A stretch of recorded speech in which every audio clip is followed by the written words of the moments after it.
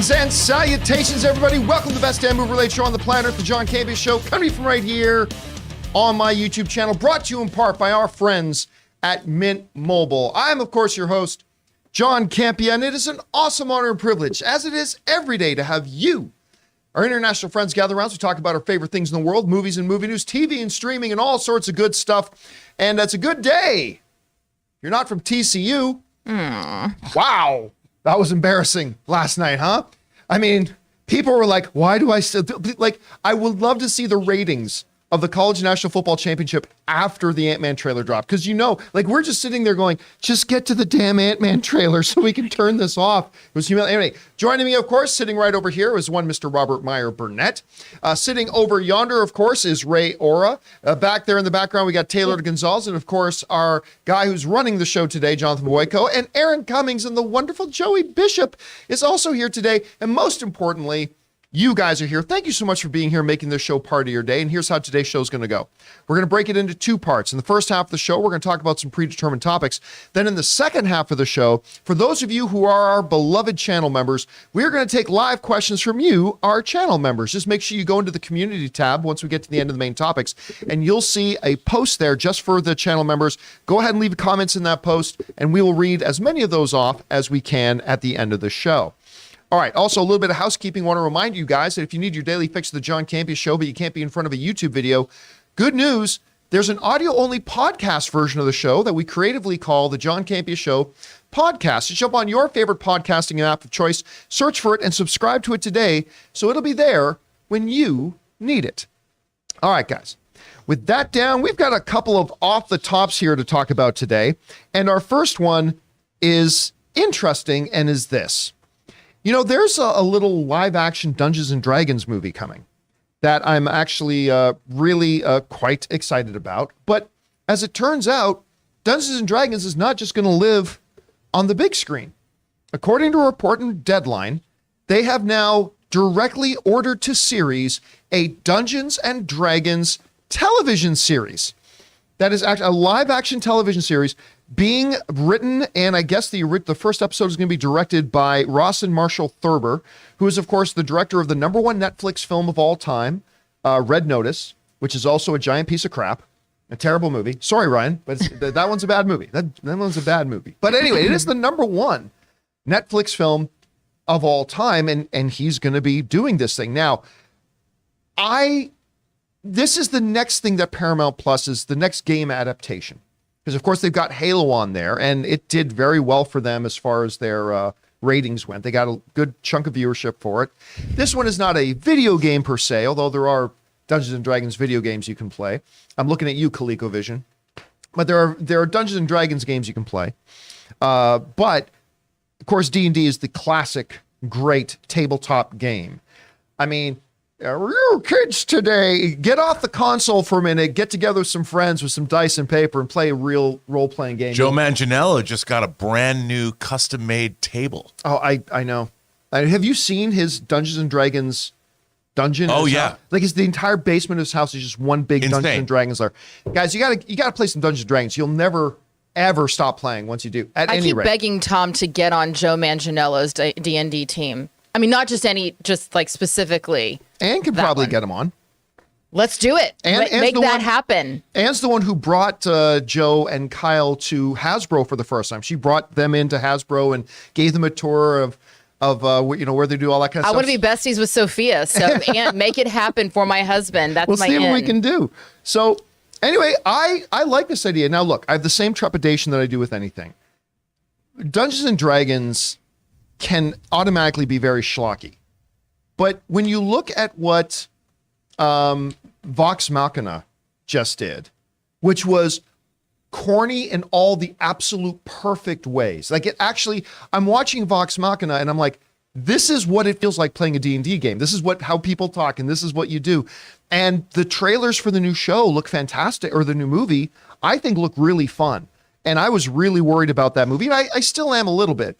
But I am very, very excited for that movie. So, you know what? Look, I'm not the biggest fan of Ross and Marshall Thurber, to be honest with you. But he's had success.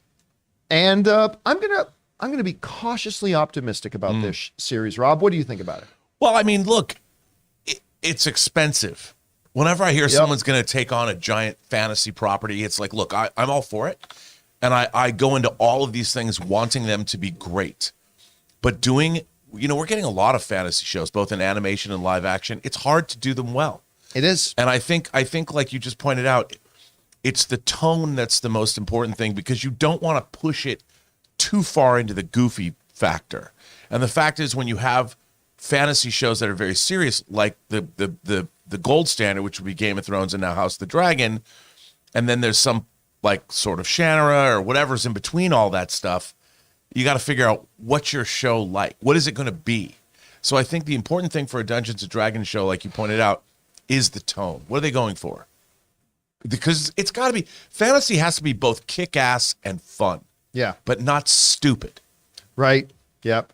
I.e. the first Dungeons and Dragons movie. Yeah. Which was just stupid. Just stupid. And kept anybody away for a long, long time of trying to get that going again. And I don't know. I hope the movie's good. Anyway, Aaron, like, I am curious. Does something like a Dungeons and Dragons series have any appeal to you? What do you think about this? It has so much appeal to me, which I know is shocking to hear, but here's why. I have been hearing about this stupid game my entire marriage, my entire friendship with you, invitations to come and play, and I'm like, no, this is and Tom, being like, oh, I don't know if I have time for 2 fantasy football leagues and a Dungeons and Dragons club or whatever you call it.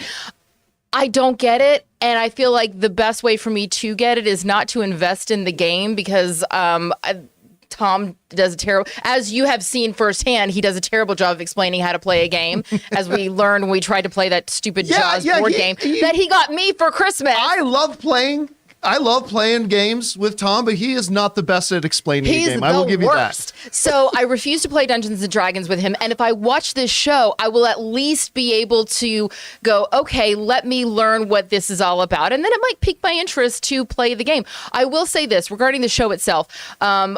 I am excited because I'm not totally familiar with this gentleman that we've been talking about.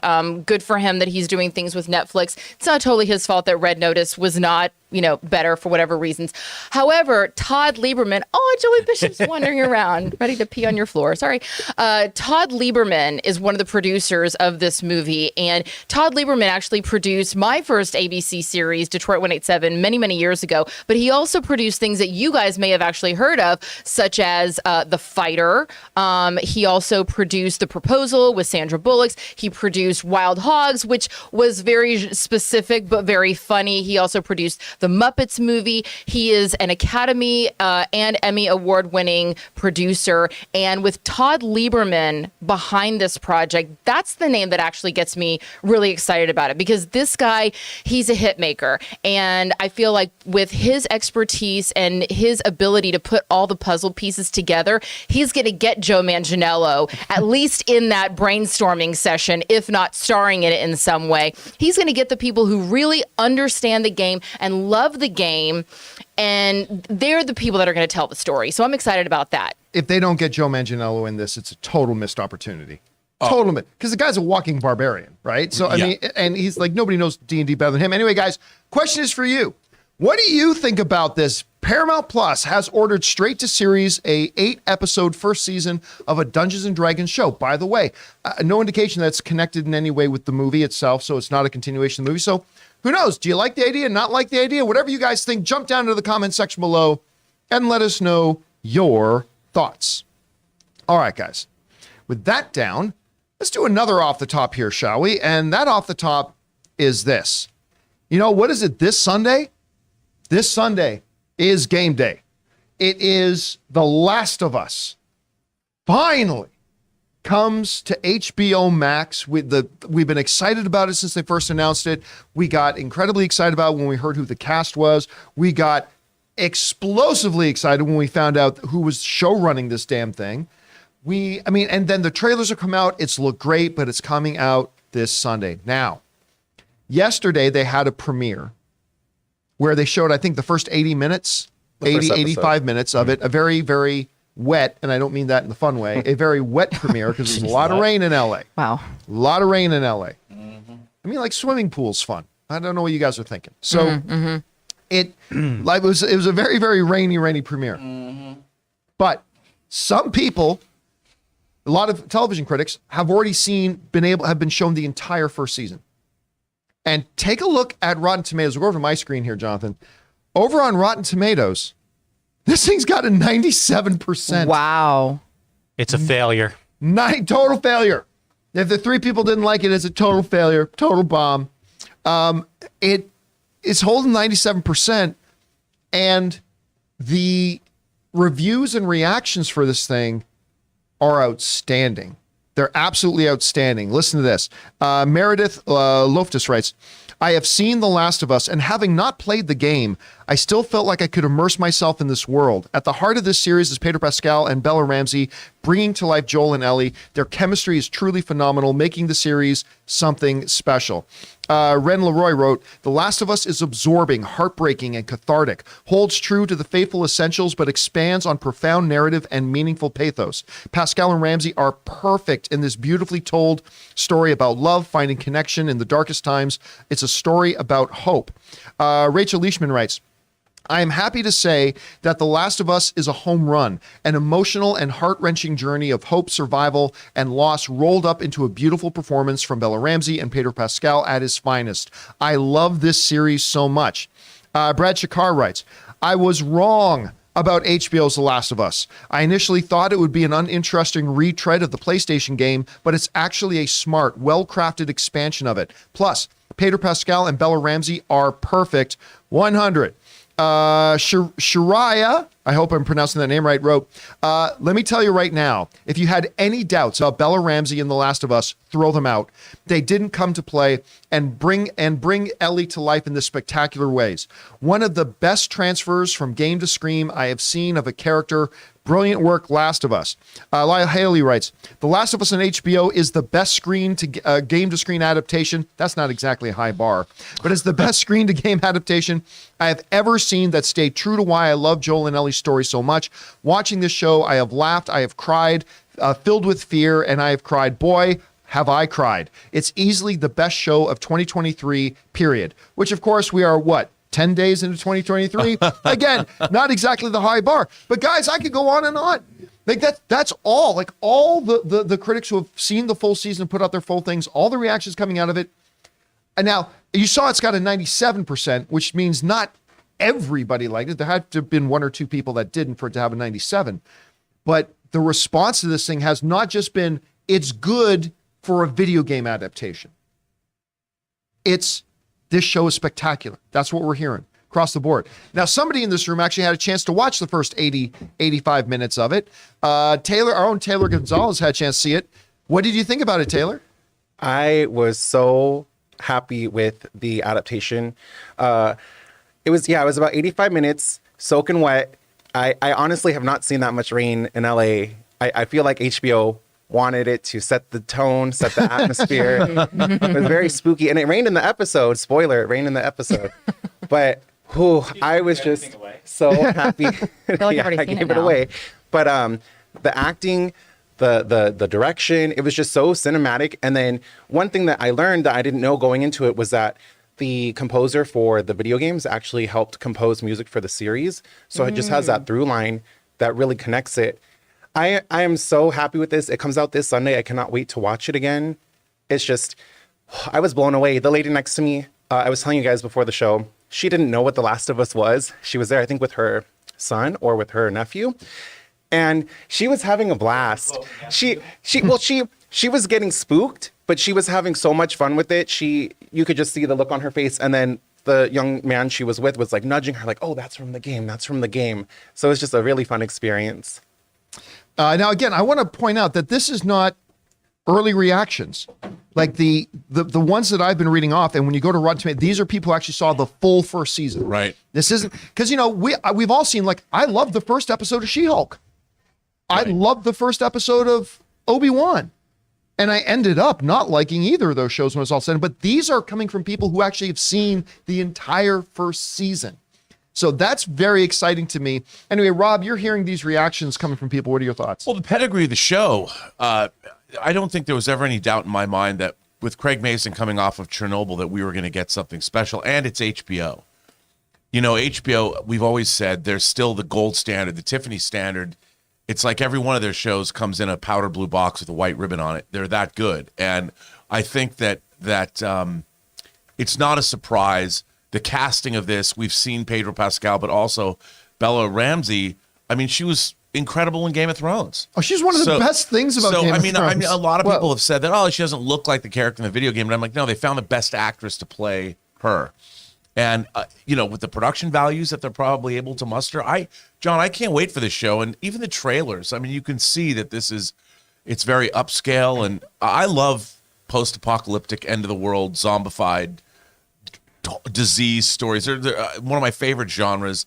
And this looks to me, it's not a surprise to me that this is great. Because John, it would be more surprising if it wasn't. I have to tell you something that happened last night that was hilarious. So before the episode began, they had a voiceover announcement of please silence your phones, please no talking, texting. But it was by Nick Offerman. Oh my God. By the way. Who, by the way, is Ron Swanson from Parks and Rec. He was like, by the way, I am not in this episode, so please lower your expectations. I was busting up that he put that in there at the end. Aaron, we've been talking about this show a lot. This is the next must-watch show on my list. But what do you? Are you surprised by the responses? What are you taking away? Well, from this? I was actually more surprised that Taylor was sitting right next to me, and I was on a secret date with my young boyfriend. But thank you for not calling that out. No, the thing that I'm actually the most excited about is the fact that almost all of these responses, these reviews, are talking about the relationship and the chemistry between Pedro Pascal and Bella Ramsey, because if you've been watching the show for a long time, you know that my big thing is story. You can't have a movie or a TV show if you don't have a story. But very close underneath that is relationships. The relationships between people are the thing that really is going to it's the thing that's going to make people keep coming back, not just because of the world that's there, but because of who is in that world and whether or not we actually care about those people. We talked a lot when Obi-Wan Kenobi was airing about our frustrations with the series, but the one thing that really drew us in that we loved were the scenes between Vivian Lyra Blair and Ewan McGregor because of their dynamic chemistry. Yeah. So to hear that Pedro Pascal and Bella Ramsey have that engaging, lightning chemistry, that is not necessarily the thing that's going to get people to start watching, but that relationship is the thing that's going to get people to keep watching. And that gives me hope, not just for the pilot, for this first episode, but for the series, not just also through this season, but long-term into the future. So I'm excited about it. I'm ready to start watching on Sunday. All right, guys. And of course, we'll be doing our after show for Obi-Wan. No, that's done. for The Last of Us starting on Monday. Anyway, guys, what do you think? What's your big takeaway? What are the things you're hearing in all these reviews and responses that is standing out to you the most? Whatever you guys think, jump down into the comment section below and let us know your thoughts. All right, guys. With that down, let's move on over to our Mint Mobile hotline question of the day. If you guys have a question for the show and you'd like to hear your voice on our show, go ahead and call our hotline anytime, 951-268-4259. Leave your message there, and Ryan Reynolds will personally transcribe it and hand deliver it to me on a piece of parchment, and we will maybe hear your question on the show. All right, today's question is about the upcoming Titanic re-release. Hey, John and crew, this is Nathan. I don't know if you guys saw the Titanic re-release trailer that came out this morning, but I'm really curious how you guys think it'll do at the box office, because it comes out against Magic Mike and I think the week after Knock at the Cabin, so it has a little bit of competition, so I'm wondering how you think it'll fare against. Thanks. All right, thanks a lot for saying that in. And yes, this morning, a brand new trailer for a Titanic re-release came out. And the trailer is awful. It's awful. And okay, let's back up a little bit. So first of all, Titanic is getting a re-release. Of course, taking advantage of all the big hype and everything surrounding Avatar, which is, of course, now officially the #7 biggest film of all time. It looks like it has a chance of getting into the top 5, maybe even the top 4, and joining that ever-exclusive $2 billion club. So it looks like right now that they're trying to take advantage of that. They want to get on board with this, and they want to make this thing, see if they can get some extra cabbage, if you will, coming from the ever-giving fountain that is James Cameron. Now, look, it's a re-release.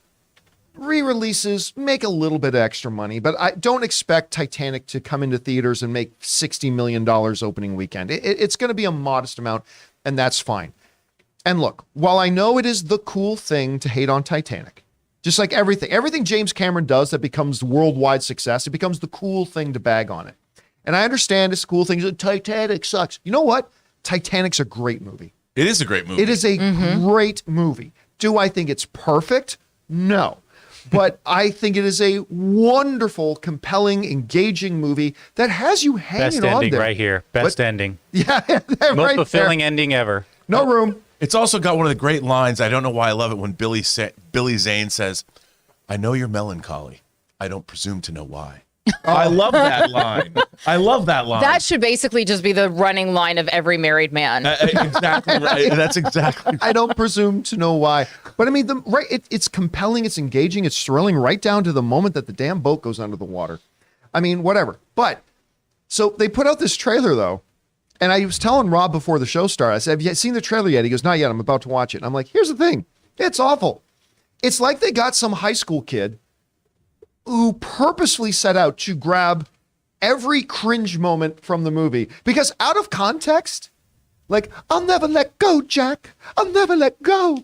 In context in the movie, Till you're frozen. the line works and the line is beautiful, but just plucked out of nowhere and dropped into a trailer out of context, it sounded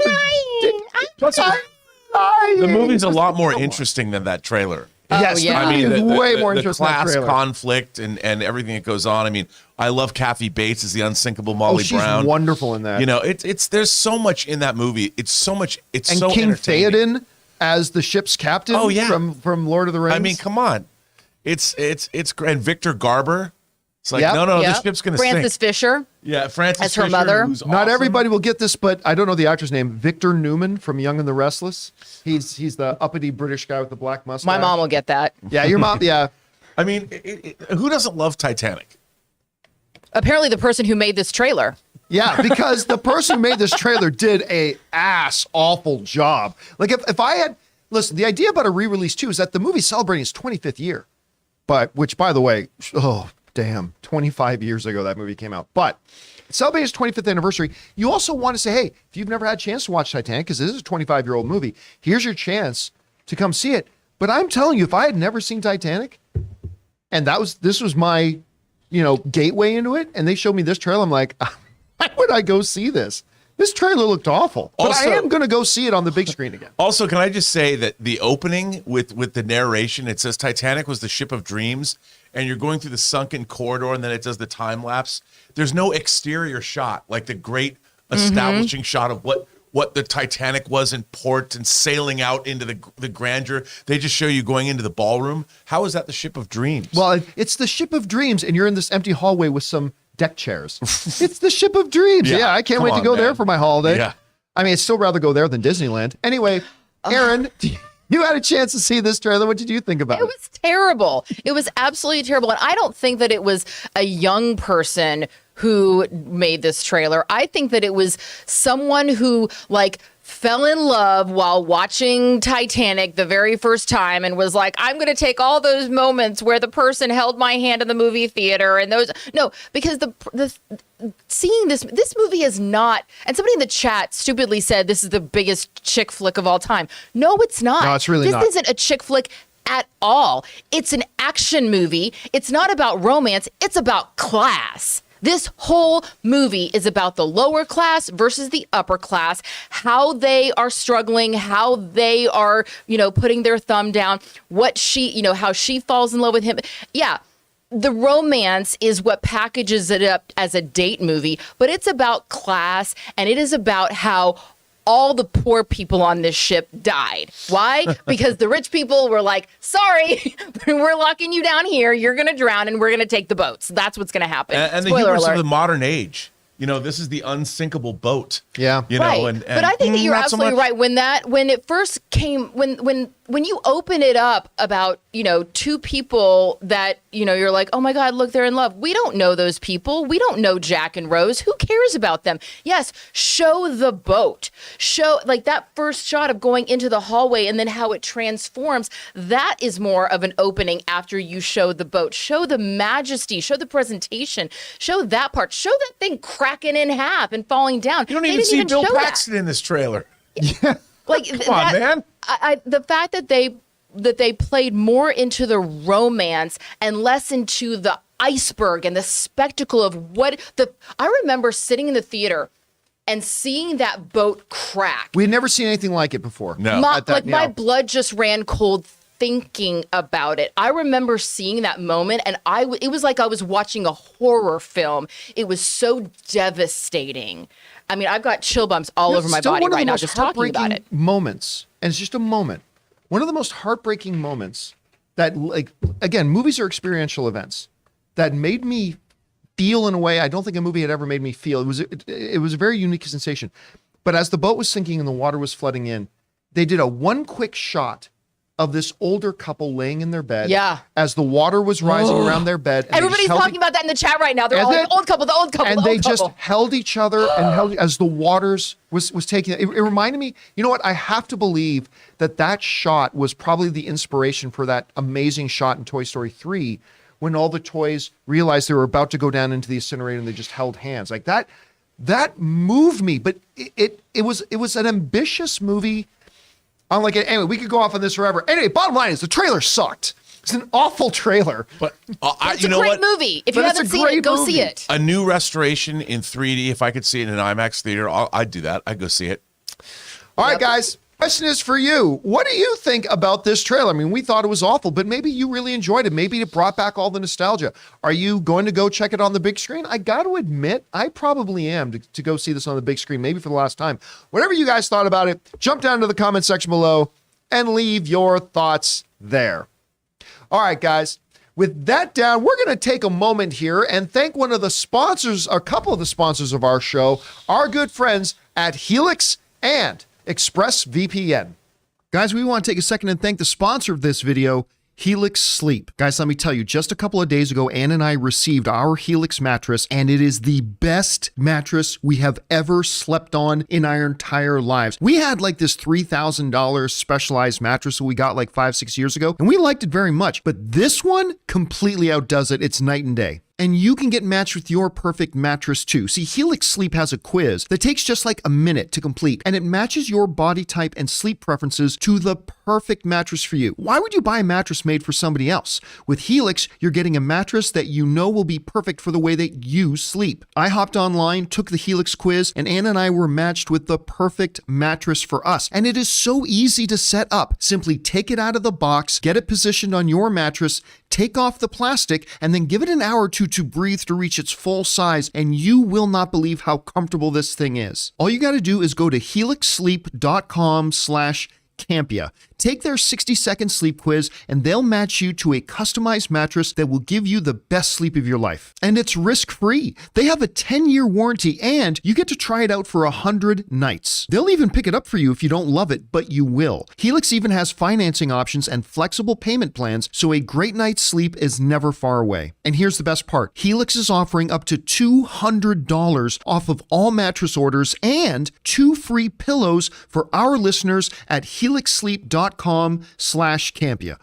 We want to thank one of the sponsors of this video, ExpressVPN. Guys, you ever hear of data brokers? They're the middlemen collecting and selling all those digital footprints you leave online. They can stitch together detailed profiles which include your browsing history, online searches, and location data. They then sell your profile off to a company who delivers you a targeted ad. No biggie, right? Well, you might be surprised to learn that these same data brokers are also selling your information to government agencies like the Department of Homeland Security and the IRS. And you you don't want the tax man showing up your door because of some search you did on your phone. So mask your digital footprints and protect yourself with ExpressVPN. One of the easiest ways for brokers to aggregate data and tie it back to you is through your device's unique IP address, which also reveals information about your location. When you're connected to ExpressVPN, your IP address is hidden. That makes it much more difficult for data brokers to identify who you are. ExpressVPN also encrypts 100% of network traffic to keep your data safe from hackers on public Wi-Fi. So make sure your online activity and data is protected with the best VPN money can buy. Visit expressvpn.com/Campea right now and get 3 extra months free through my special link. That's expressvpn.com/Campea.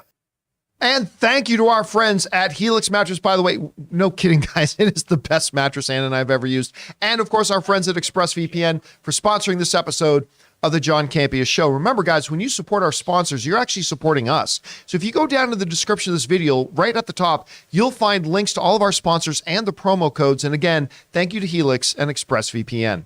All right. With that down, guys, let's move into our main topics here today, shall we? And how do we select our main topics on the show? Well, that's simple. That's where you guys come in because you guys come up with our main topics. Whenever you come across a big topic, issue, or story that you guys feel we need to cover as a main topic on the show, just go anytime 24/7 over to www.thejohncampeashow.com/contact. Once you guys get there, you'll see a form. Fill it out with your topic or question. It's absolutely free.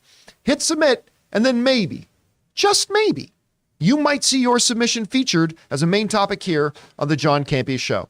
With that down, Aaron, what is our first main topic today? Jonathan Phillips writes in to say, "Hey, John and crew, greetings from the UK. Hello, Governor. So, Wizards Because of that's the how they all sound. Would you like some fish and chips with that?" No? No? Wow. It's only we're in Oliver. Where's Chris Carr? I need some dialect coaching. Sorry about that, Jonathan. I truly do love your people. So, Wizards of the Coast, the company that produces Dungeons and Dragons content, are in a bit of hot water over changes to their open games license, with hundreds of fans and designers calling to boycott the company and the upcoming movie.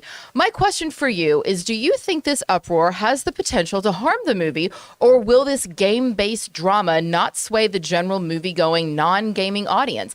Thanks, and bring on the filthy. All right, Jonathan, thanks a lot for sending that in. And yeah, this is a really interesting kind of situation that they have going on here because, look, okay, the basics of the situation is this. Dungeons and Dragons has what they call an OGL, an open game license, which, imagine this. Rob, imagine if Star Trek and the company, Paramount and Star Trek, the IP, said, What did you just bring up?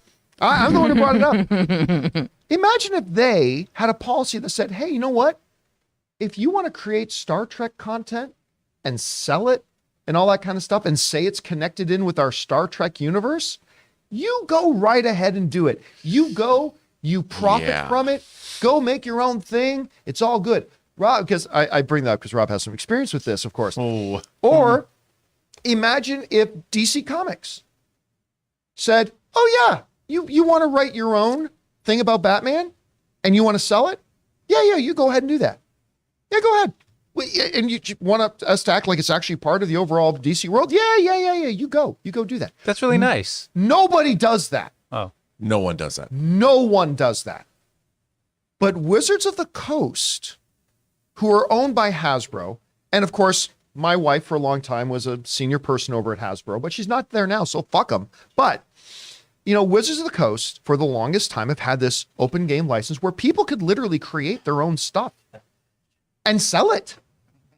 I mean, that's where Pathfinder came from, which is now one of the more popular tabletop role-playing games, right? It built on the rules of actual Dungeons and Dragons. And they've let people go and do this. And that's wonderful.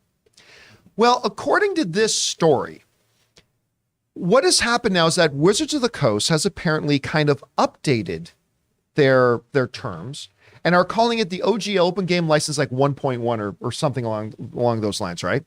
Where basically now they are making it more restrictive. And there are certain things you can do and certain things you cannot do.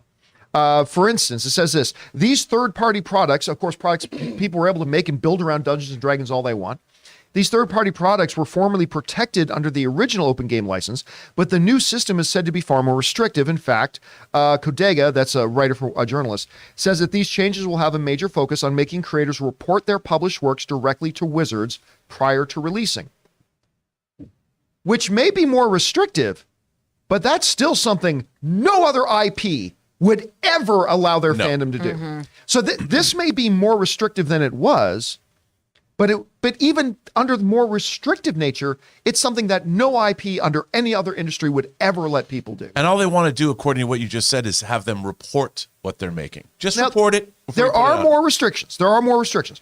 So, for instance, apparently now there is a what's the cut off the top? There's a residual that you need to pay to Wizards of the Coast. Licensing fee. Licensing fees, basically, if you will, but only if the products you make earn over $750,000 a year.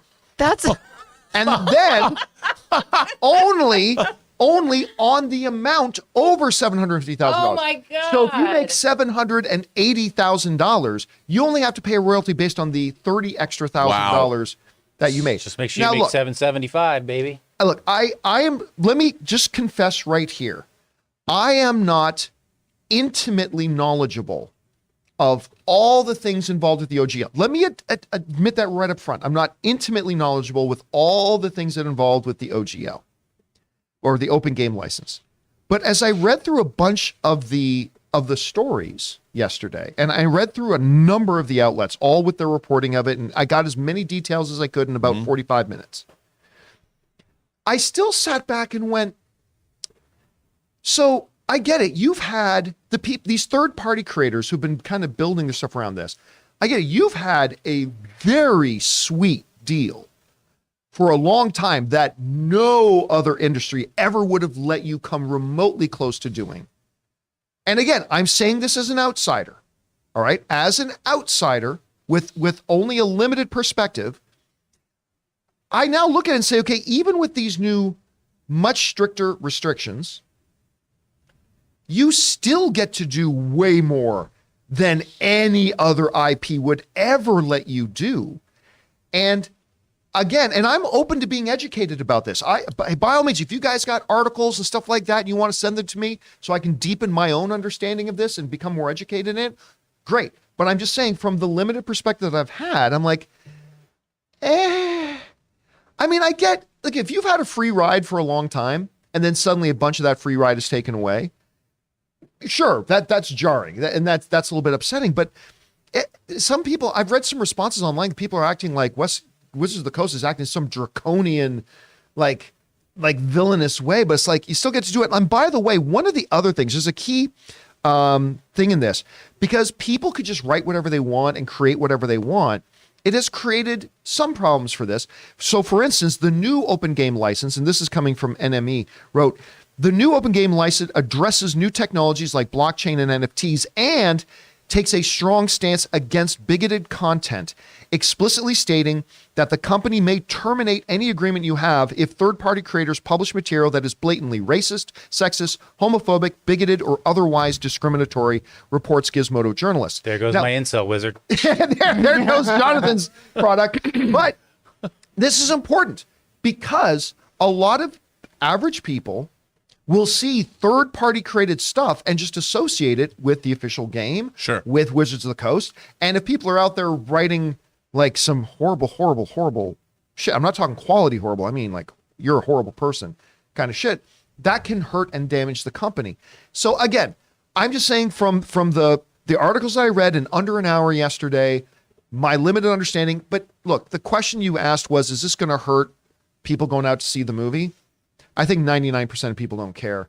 Even people like me who play the game, I don't think I wish we had Kyle Newman on today because I'm sure he would have a wonderful perspective on this. But anyway, Rob, you hear about this. Do you think this is a serious thing? Do you think this is going to affect the number of people that want to go out and watch the Dungeons and Dragons movie? What do you think?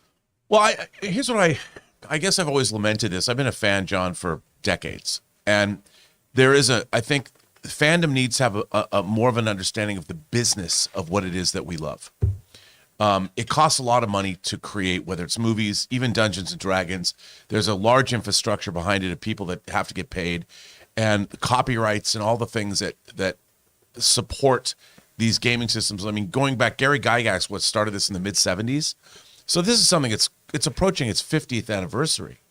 And they have to protect this. And for them to have an open license the way they've had it, even what you've described, is unprecedented amongst IP. And they understand that Dungeons & Dragons is a very iterative game. When you sit down, there's a million different ways to play it. You know, there's a million different ways fans of the system, gaming system, interact with it. So the fact that they have an open gaming license at all shows that they understand their fan base and they understand their player base, which is something that should be lauded. And that's something that I think is really honorable. But they also have to protect their IP. I mean, they have to. And to change their gaming license, I mean, everything after 700, that means somebody's making $750,000 a year on their own, making their own gaming systems that fit along with D&D. That's insane. Now, wait a minute. Do you have to pay tax on those 700, that $750,000? Like, well, I'm sure you're it's a like company any, that makes yeah, that any, money. any regular. Unbelievable. Unjust.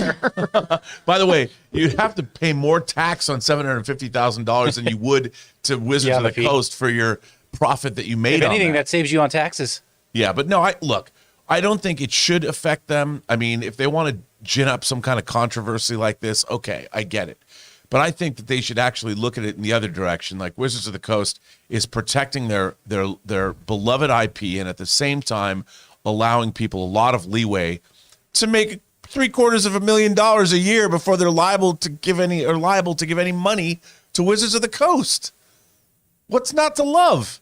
Again, I'm just trying John, to imagine. can we get in the D&D business? 'Cause I'm just trying to imagine a scenario where Marvel would say, "Oh, you want to write your own X-23 story and make a movie out of it?" And yeah, you go ahead. I'm just trying to imagine a scenario where that's even remotely possible.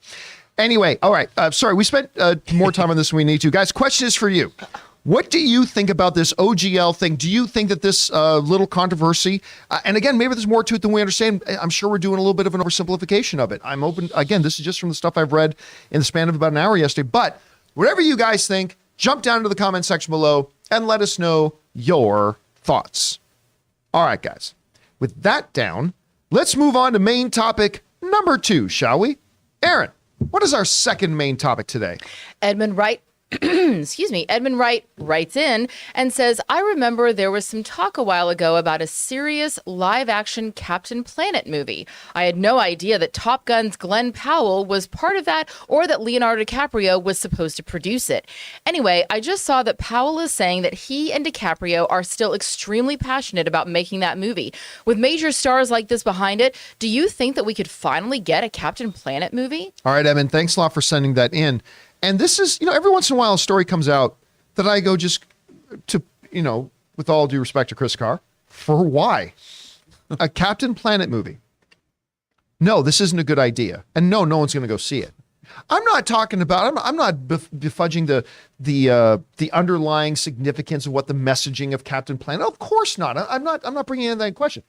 Is anybody going to buy tickets to go to a Captain Planet movie? The greatest Captain Planet manifestation we've ever had is Don Cheadle and Saturday Night Live as Captain Planet. Forgot about that. It was the greatest thing. See if you can pull some screenshots. Yeah. If you want a Captain Planet adaptation, go watch Don Cheadle on Saturday Night Live doing Captain Planet.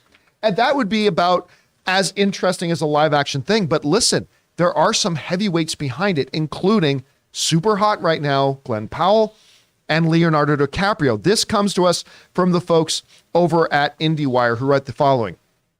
Glenn Powell, the Top Gun Maverick actor, said that the long-rumored Captain Planet movie may have new life thanks to DiCaprio still being super passionate about the project. The adaptation of the 1990s cartoon was first announced in 2016, with Powell set to write the script. While Powell noted that the fate of Captain Planet ultimately lies in the hands of Warner Brothers Discovery, and where all the superhero stuff kind of lands there, he added, I think those conversations will be happening shortly about officially greenlighting the film. All right. First, let's acknowledge, if you've got two people, one, again, super hot name in Hollywood right now, Glenn Powell, and one of the names in Hollywood, Leonardo DiCaprio, saying they passionately want to get this movie done. You could make it about anything, and a studio's got to consider it. You got to consider it. But after careful consideration, David Zaslav should kick back, put up his size 12s on the table and say, pass. Pass. I get it. Listen, environmental stuff is something Leonardo DiCaprio is very passionate about. The messaging of Captain Planet is fantastic. No one is going to go see this. Unless you get Don Cheadle and make a feature-length film version of what his Saturday Night Live sketch is, that people would go to see. But I don't see anybody wanting to see this. I don't know. What do you think, Rob? Well, I would see that. There he is. Don Cheadle as Captain You know what, Planet. though? Here's the thing.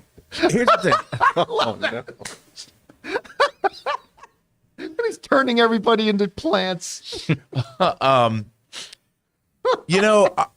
think in a certain way, if you did Captain Planet as a comedy, as a parody, as like a could work. a mystery men kind of a way, if Glenn Powell was playing a Captain Planet character, there is a way. I mean, obviously, Captain Planet, the message, the reason Leonardo DiCaprio likes the character, because it's all about conservation and saving the planet and doing what's best for the earth. Glenn Powell would make a great Captain Planet if he was playing him.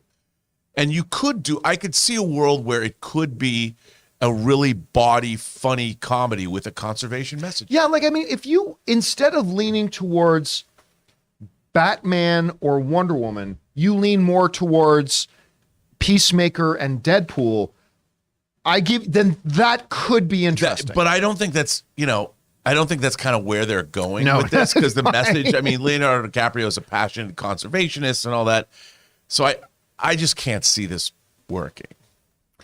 Aaron, I've been to your house. I have seen the Captain Planet posters all over the place. You are clearly a passionate Captain Planet. But I know it's just, listen, you can't just discard something that a Glenn Powell and a Leonardo DiCaprio would be behind. But I don't know, is this something you could see actually happening? No. Just the quote specifically, to take it out of his mouth, is saying that he noted that the fate ultimately lies in the hands of Warner Brothers Discovery. We could just stop that sentence right there. That's enough said. As soon as I read that line, I was like, oh, okay. And then it says, and then he says where all the superhero stuff kind of lands there. And then I think those conversations will be happening shortly about officially greenlit. Just that whole section of this article is so convoluted with, yikes. I don't think that this is going to go well. But you know what? I really admire the optimism. I think that's great. And one of the things that we all know about Hollywood is that it's just like the popular kids table in high school. Nobody wants you to sit there until somebody wants you to sit there. And then once somebody wants you to sit there, everybody wants you to sit there. And right now, a lot of people want Glenn Powell and Leonardo DiCaprio sitting at their table. So I love the fact that he's optimistic about it. We don't know what avenue, what direction he's writing this. And for anybody that's like, Glenn Powell writing something, you don't know what kind of writer Glenn Powell is. Right now, he's writing something with Richard Linklater, who is... Look at Taylor Sheridan, by the way. Exactly. Yeah. And also, I will say this. I think that most actors who are professionals in dialogue are better writers than a lot of people just graduating from college and trying out, if you're someone like Glenn Powell, who has read probably hundreds of scripts, you have more business writing your own script than a lot of people who were doing it for the first time. I'm just saying. So I'm interested to see Glenn Powell as a writer. I'm open to seeing what he can come up with. And, if there's legitimate conversations between him and Leonardo DiCaprio, maybe it's not Warner Brothers Discovery. But that doesn't mean that there is not a world in which this could exist if done the right way. And as you said, Leonardo DiCaprio is a big conservationist and very devoted to the planet. So who knows? But I also agree, getting Don Cheadle on board would be really fun. That would be fun. But for me, the bottom line comes down to this, and I think this would be the question that David Zaslav or Bob Iger or any of the studio heads would ask. Is anybody going to buy tickets to go see this? Taylor's going to go see it. There you go. I honestly am. I was asking the live chat. Yeah, but you'll see the free, you'll go see the screening at a studio. And be you'll go see the free screening at the studio. No. I was asking the live chat if growing up, I was the only one that thought Miss Frizzle from the Magic School Bus and Captain Planet used to, recycle, reduce, and reuse together. But now I feel like when this takes off, Leo and Glenn Powell, you heard it from me, that could be the shared cinematic universe. Miss Frizzle shows up in the second one. But also, let's be real. One of the big things for Gen Z is the environment. Like, that's a huge issue for Gen Z. If you read any article about what is important for Gen Z voters, even if you are not traditionally, a conservationist, that better be on your radar because that's definitely on there. So who knows? Maybe the one Gen Z person in the room who is behind this understands, and the rest of us old farts just don't get it. That's always a possibility too. But they'll go see Avatar before they'll go see a Captain Planet To be movie. fair, though, and going to Taylor's point, I mean, reduce and reuse is a pretty big theme in Hollywood. So Yeah, it certainly is. And in well NFL done. coaching. Well And in done. NFL coaching. All right, guys, question is for you. What do you think? I mean, look, if there's any other name other than Leonardo DiCaprio attached to this, we wouldn't even be talking about it. But could a Captain Planet thing actually happen if Leo's attached? Whatever you guys think, jump down to the comment section below and leave your thoughts there. All right, guys. With that down, let's move on to main topic number 3. Aaron, what is our third main topic today?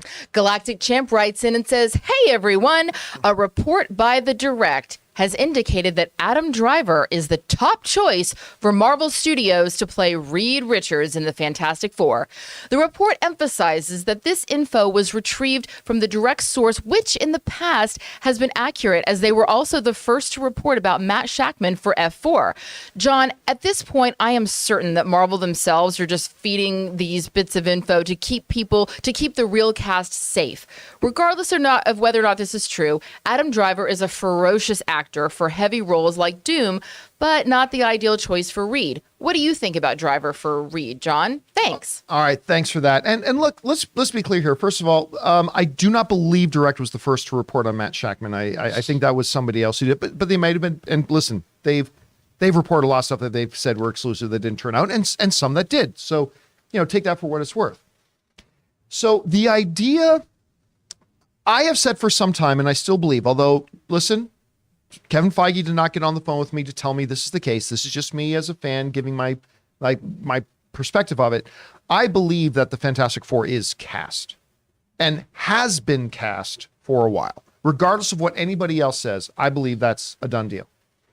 Could it be Adam Driver? Could Adam Driver be that guy? Well, the reason we're even asking the question is because it's not just the Direct, it's coming from a couple of places. This comes to us from the Direct who wrote the following. Insider Jeff Snyder, who we all know very well, he was the guy, by the way, who broke that Harrison Ford was going to be joining the Thunderbolts and a number of other things we've been talking about lately. He's been breaking a bunch of stuff. Insider Jeff Snyder recently shared unverified information that Driver may be in line for the Mr. Fantastic role, or possibly even Dr. Doom. But while he stated that this came from an unproven source, he noted that it smells right to him. According to the Direct's own sources, Driver is Marvel Studios' top casting choice to play the new Reed Richards. All right. If this is true or not, who knows? We've heard a dozen names of people saying, so-and-so is the lead to play Reed Richards. No, so-and-so is the lead to play Reed Richards. Okay. But here's why Adam Driver's name is one that should at least get your attention. Number one, he is an Academy-level actor. And Kevin Feige likes that. He likes going after the celebrated pedigree of performer when he can. Right? He's not just about the popular names or whatever. He likes that a lot. But most importantly, number two is Adam Driver is already in the Disney family. Adam Driver has been the star of 1, 2, 3 billion-dollar films for the Disney Empire. Of course, playing Kylo Ren. By the way, if you have not seen John Oliver's clips on YouTube talking about Adam Driver and you want to go down a little bit of a rabbit hole for 20 minutes and you want to laugh your guts out, just look up John Oliver, Adam Driver on YouTube. And don't be drinking anything as you're watching it because you'll be spitting stuff out of your nose. It's some of the funniest crap ever. But he is world class. Like Driver is world class. And what's the Marriage Story? Is it called A Marriage Story? Yeah, Marriage Story. When you watch him in A Marriage Story, like he does things in that I didn't know he was capable of. I mean, his Italian accent in that movie was amazing. Right? And Leon, he was, I don't care what anybody says, he was great in House of Gucci. House of Gucci. He was. I was going to say the Versace. He was great. He was wonderful in the House of Gucci. He really. I didn't end up loving the movie, but he was fantastic. He's great. And you know what?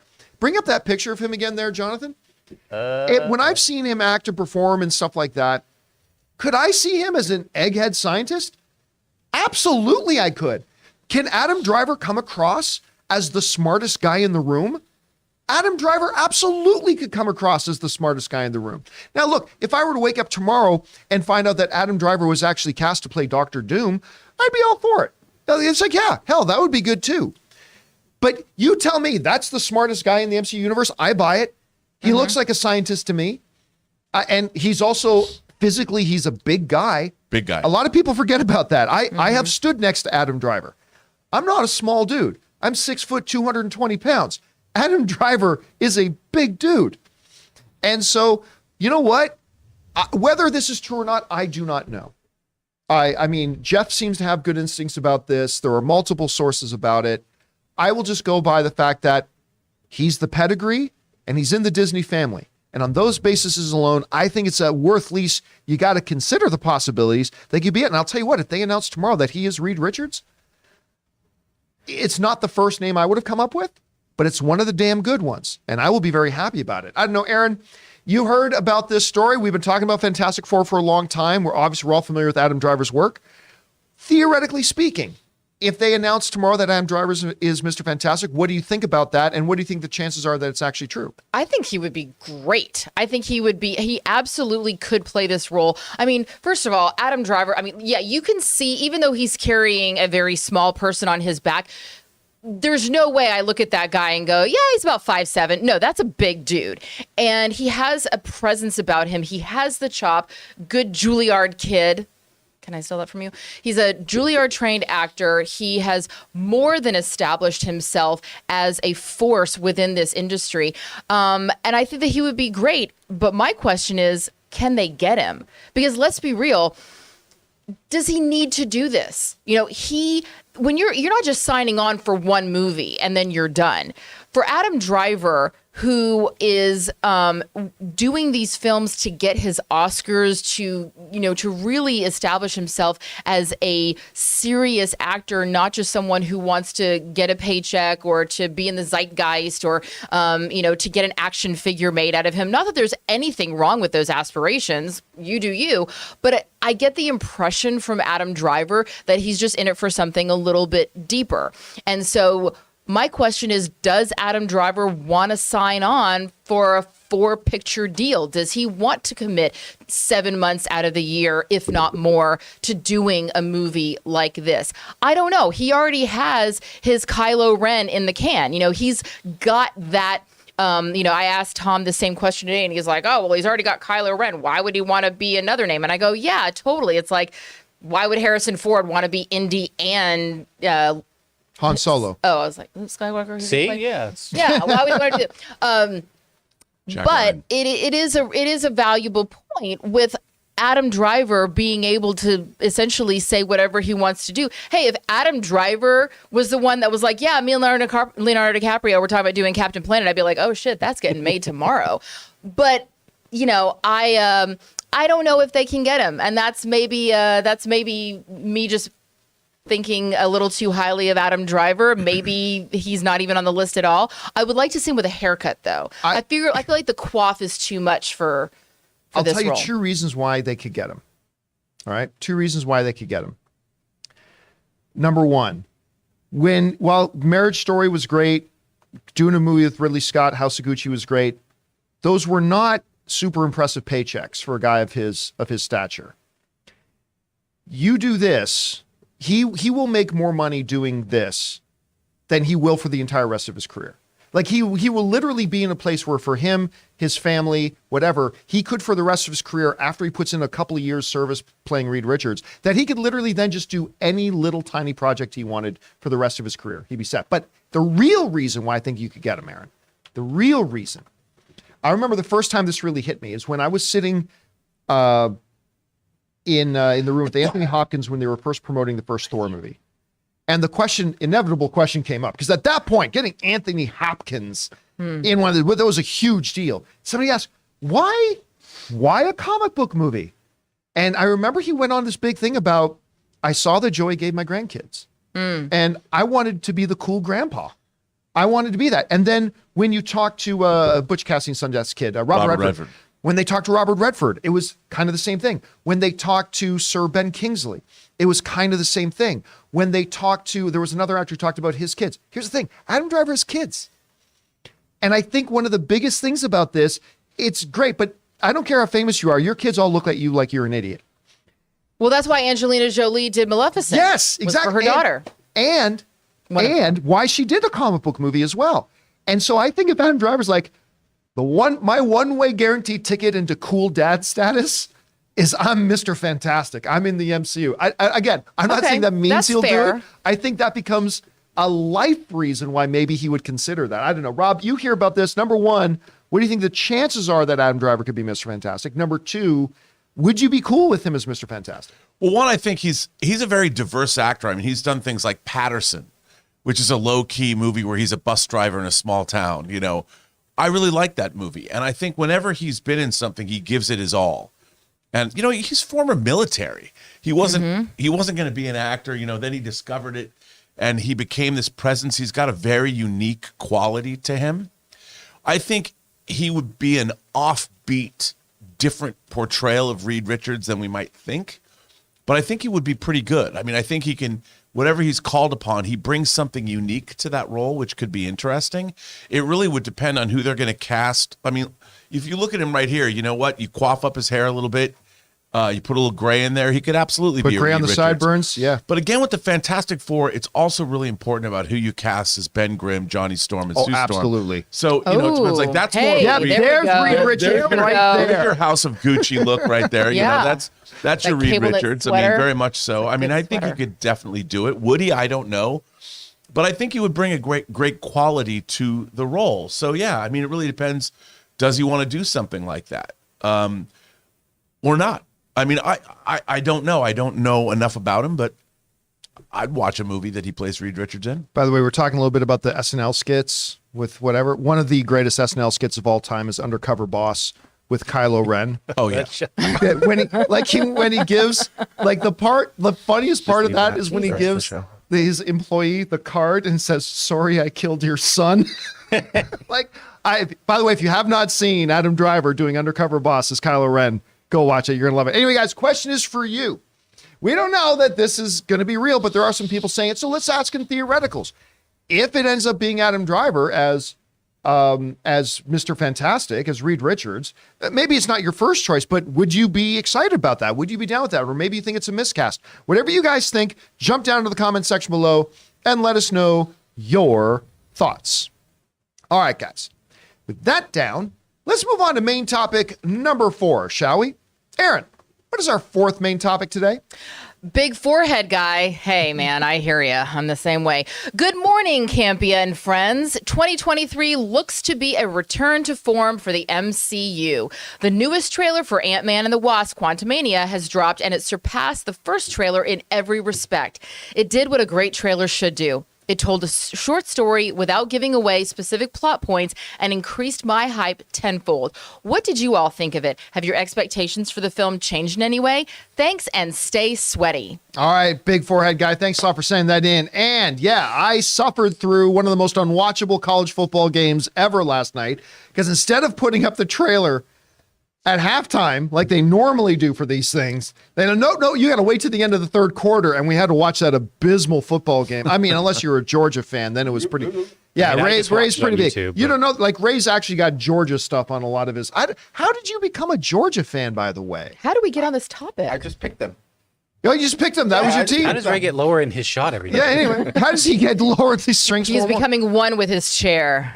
So the trailer comes out. And I've got 2 different mindsets of it, all right? And the first mindset of it is this. It is a fine trailer. I mean, as far as just the basic mechanics that you need to have in a good trailer, we've talked about this a lot. Give us a bit of an idea of the story. Don't give away a lot of stuff, but we go into this now. I've learned a lot more, because remember, we talked last week that somebody told me, yeah, the new trailer, it's going to have this, and all that was in there. But it did the job. I mean, it basically gave me a basic idea, Well, the thing is, we now understand, okay, so there's a bargain that gets struck. That's for some reason, Kang needs something from Scott. They enter into a deal. We see them working together at some point. Obviously, at some point that goes badly. I hope that wasn't from the last scene of the movie, like the fight going on between Scott and Kang. I mean, I hope they didn't do that. I'm sure they wouldn't. Maybe this is like in the first half of the movie, but we got our basic idea of that. Even something small, like seeing his daughter coming out of a prison cell. Like that gives us a lot more insight into the character about why he wants to get time back, that he wasn't there for his daughter. So she got in trouble. So now just because of this trailer, I understand now more of his motivation about why he feels so desperate to get some of that time back that he lost. Kang needs something from him too. And so it did all of that. It did another thing of a good trailer. It gave us delicious little morsels. This shot, for example, I know got a lot of people excited. Very cool. There's also a very cool, we get a look at MODOK, which got a lot of people very, very excited. We told people that we were told there are going to be a couple shots in this thing that are going to make people go, wow moments. That was one of them for the diehard things. And so as somebody who, you know what, I mean this sincerely, other than the Captain America series, I think Ant-Man might be my favorite sub-series in the MCU. I really love Ant-Man. Now, I will say, but look at that shot. That's pretty cool. I will say this, though. For a movie called Ant-Man and the Wasp, there ain't no wasp in any of these trailers. Yeah. There wasn't a single line of dialogue from this is an Ant-Man movie, but who knows? Maybe it's not that way once we get into the film. So overall, as a fan of the MCU, as a fan of Ant-Man, I walked away very high, and as a fan of good, mechanically sound trailers, I walked away from this trailer really happy. But I have another perspective on it as well. Clearly, to me, to you, to a lot of you guys watching, as we are the 5%ers, you know, we're the diehards, right? It was really, really good.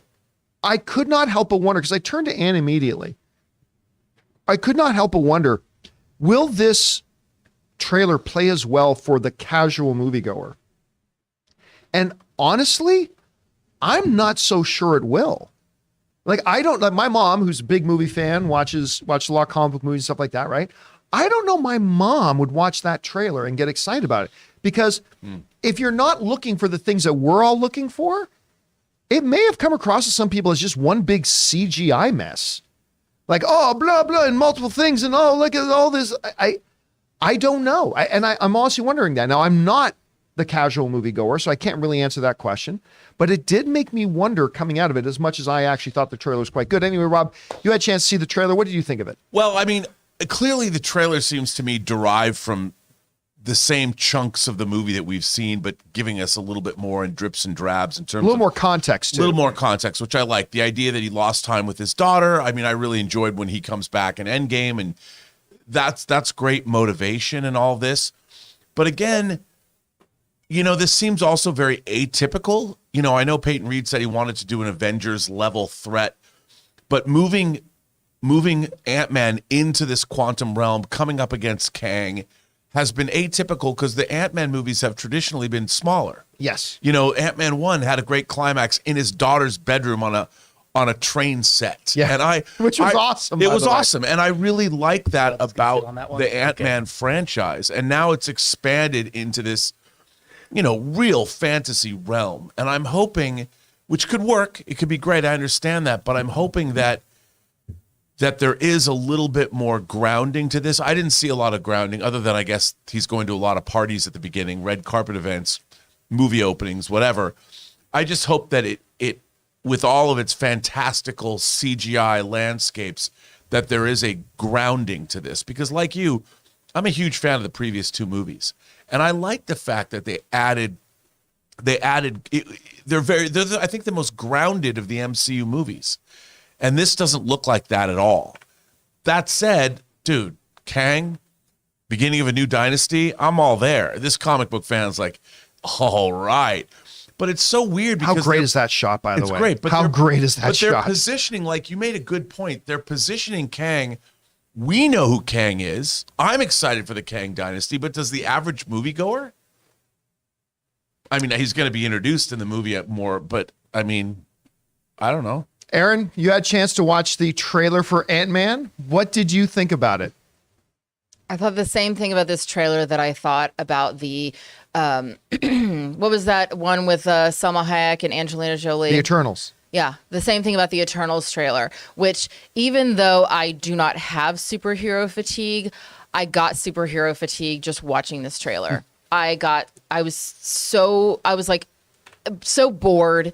Every trope, every CGI, special effect.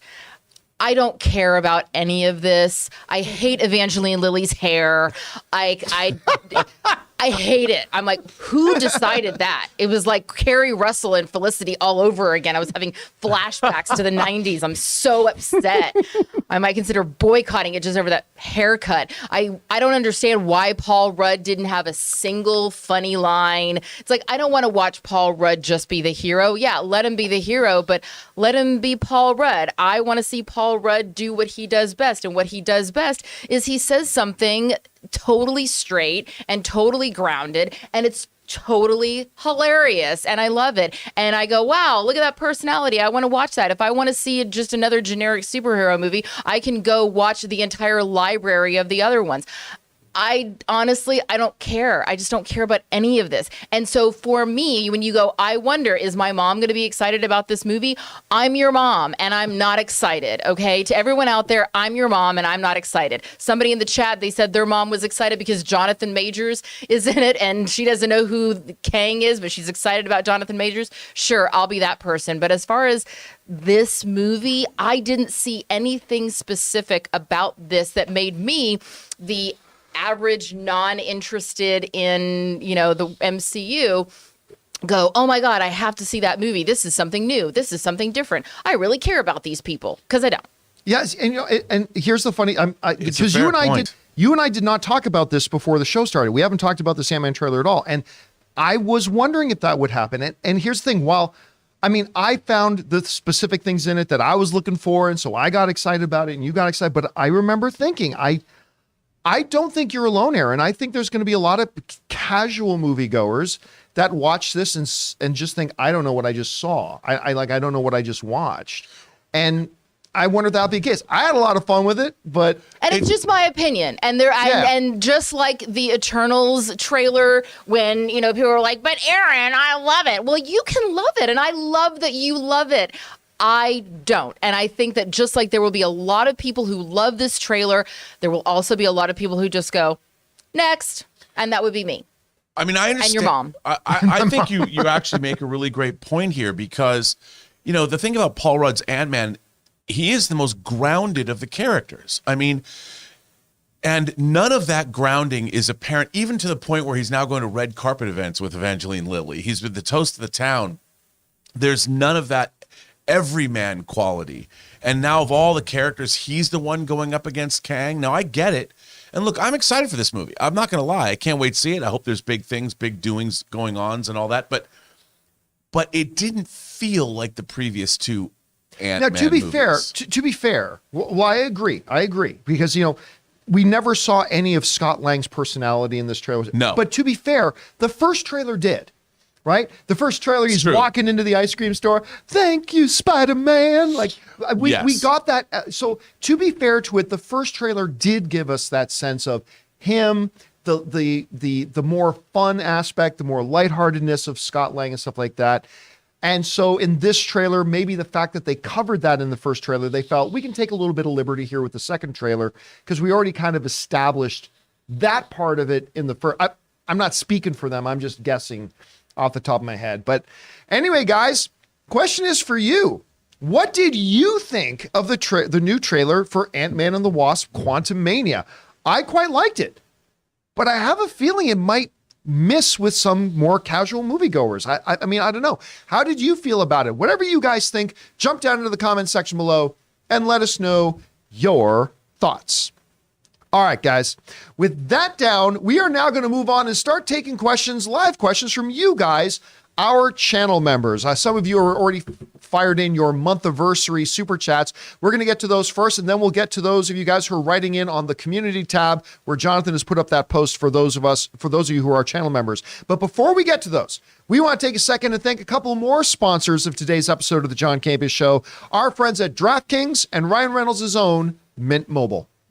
Guys, we want to thank one of the sponsors of this video, DraftKings. Guys, the NFL playoff picture is now locked in, and your go-to place for wild card round action is DraftKings Sportsbook, an official sports betting partner of the NFL. So to kick off the road to Super Bowl 57, new customers can bet just $5 and get 200 in free bets instantly. Plus, all new and existing customers can get a no-sweat bet each day of the wild card round this weekend. Just place any NFL bet of your choice, and if it loses, you'll get a free bet back up to $10. Action so good, why bet NFL playoffs anywhere else? And if it were me, I wouldn't be betting against the Bills or the Bengals right now. So guys, download the DraftKings Sportsbook app and use the code Campea, C-A-M-P-E-A. New customers can bet $5 on the NFL and get 200 in free bets instantly. Only at DraftKings Sportsbook with the code Campea. Minimum age and eligibility restrictions apply. See show notes for details. Guys, we want to thank a sponsor of this video, Mint Mobile. If saving more and spending less is one of your top goals for 2023, why are you still paying insane amounts of money every month for your phone bill? Switching to Mint Mobile is the easiest way to save money this year. As the first company to sell premium wireless service online only, Mint Mobile lets you order from home and save a ton, with phone plans starting at just $15 a month. Guys, I have told you before that when I was on one of the major phone carriers, I was spending literally 3 times as much every month, and switching to Mint Mobile couldn't have been easier. So for people just looking to save some extra money this year, Mint Mobile offers premium wireless for just $15 a month. All plans come with unlimited talk and text plus high-speed data delivered on the nation's largest 5G network. You can use your own phone with any Mint Mobile plan and switch easily in just minutes with eSIM. To get your new wireless plan for just $15 a month and get the plan shipped to your door for free, go to mintmobile.com/Campea. That's mintmobile.com/Campea. Cut your wireless bill to just $15 a month at mintmobile.com/Campea. And thank you to our friends at DraftKings and my mobile service provider, Mint Mobile, for being sponsors of the John Campea Show. All right, guys, with that down, let's get over to our channel members' questions. What are we going to start off with here, Taylor? All right, so first up is Matthew Smith, who says Adam Driver would be way better as Ben Grimm. Yeah, I don't personally see it. I mean, he's a good enough diverse actor that if they did do that, I'd be open to it, but I don't personally agree with that myself. All right, what's next? All right, next up is Suthius. Aren't we getting a Captain Planet movie anyways by the 5th Avatar? I mean, we got Earth and water already. Fire's going to be in number 3. So it's going to be Captain Navi up in that bitch for the final movie. I mean, listen, I wouldn't put anything by James Cameron at this point because we've already had the forest, we've had water. Next one, we're going to get fire. Next, we're going to get, I don't know, wind. I mean, earth, wind, and fire, baby. It's all coming. All right, what's next? All right, next up is Spencer Smothers. Congrats, Rob, on the Seahawks making the playoffs. All right. Even though it cost my Lions a spot. I'm just happy that the Lions got a primetime game to show everyone what Dan Campbell is building over there. I'll tell you what. Watch out for the Detroit Lions next season. They went 8-2 in their final 10 games. 8-2. And they look like world beaters. And I told people to, like, everybody's saying, oh, so Green Bay's going to get into the playoffs. I'm like, don't sleep on Detroit, man. Like, all of a sudden, Goff remembered that he was a highly touted prospect coming into the NFL. He suddenly remembered how to play football again. Their defense, their offense is creative and fun. These guys are ballers, and they turned it around. I'm just saying, I'm not going to say they're going to win the Super Bowl next year. Watch out for Detroit next week. Football sport. Thanks, Detroit. All right, what's next? All right. Next up is Adrian Knight, who says, hey, everyone, what do you think of Marvel Anthology series ideas like The War Dog of Wakanda or Hank Pym story, or do you have an idea? No, the anthology story they should do that is cost effective, that is keeps everything on, and will have people entertained, is the characters from WandaVision. It's the two broke girls. What's her name again? Kat Dennings. Yeah, Kat Dennings and Asian Jim. And Randall Park. Is it Randall Park? Is it Randall Park? Yeah. Mm-hmm. Those two in an X-Files style show. I know it's been the big fan thing, but I'm telling you what, that show, take the fanism out of it, that show works. Well, and they it's can go cost effective. Yeah, and they can go examine the MCU in a way that they haven't been doing that. Like What do we have to wait till New World Order till somebody's talking about there's a celestial in the ocean? Uh-oh. I mean, there's so much they could go be doing right now. All right, what's next? All right, next up is Manny Garcia. If Quantumania is as good as the trailer makes it to be, where does the Ant-Man trilogy rank in the MCU set of trilogies? Hard to say. I mean, obviously the Captain America one is that's the top of the hill. But then like the other ones have a couple of great installments and a really weak one. Like so Thor, you had Thor 2. Iron Man, some would say you have Iron Man 2 and 3. I like Iron Man I like 3, them. but I mean Iron Man 2 is the weaker one. I don't know. I'd say, you know what? I just put it down with everything else. I think you got the Captain America one, which is head and shoulders above everything else, and then you've got the rest.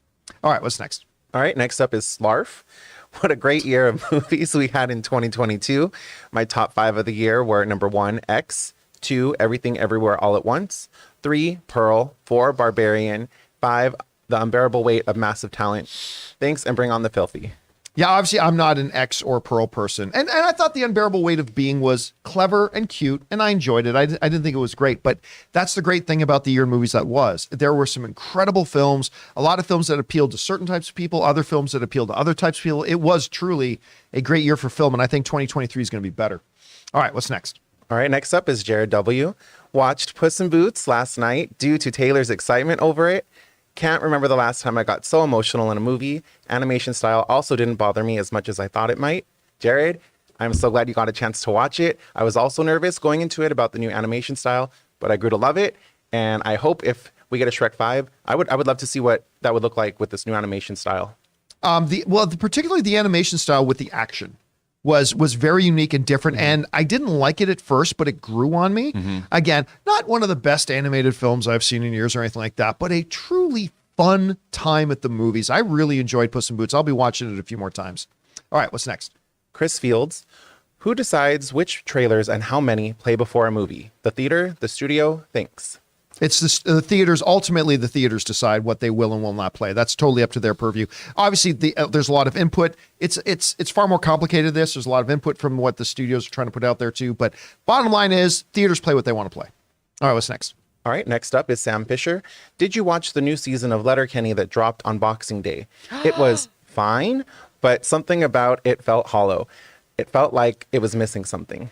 No, I actually haven't watched the last number of seasons of Letterkenny. I'm far behind on it, so no, I've not watched the newer stuff. And what's the spinoff? They did a spinoff as well. I said to him, there is this really stupid show that John won't stop talking about. And I watched the first 5 minutes and I hate it. So I'm pretty sure you're going to love it. And of course he did, because Tom loves all stupid things. But I actually grew to love it myself. He married you. Who knows? So his taste can't be all that bad. That's all. I meant that as his taste can't be all that Wow. bad. I meant that as a compliment. That Demonetized. was actually good. I gotta give you that. Big W for John. So well done, friend. Yes, he does like stupid things, which is why he married me. But then, just like Letterkenny, I grew to love me too. Oh, I love that. All right, what's next? All right, next up is Scott Collins. Happy birthday, by the way. It says, spending my birthday standing at Magic Kingdom, listening to the John Campea show. Best day ever. I'm going to guess that's the Florida one, because I don't think anybody's standing around outside at the California one today. I hope you have a great time. All right, what's next? All right, next up is Ryan Ramirez. Hey, member for 6 months now. When will we be filled in on what was covered in the town hall stream?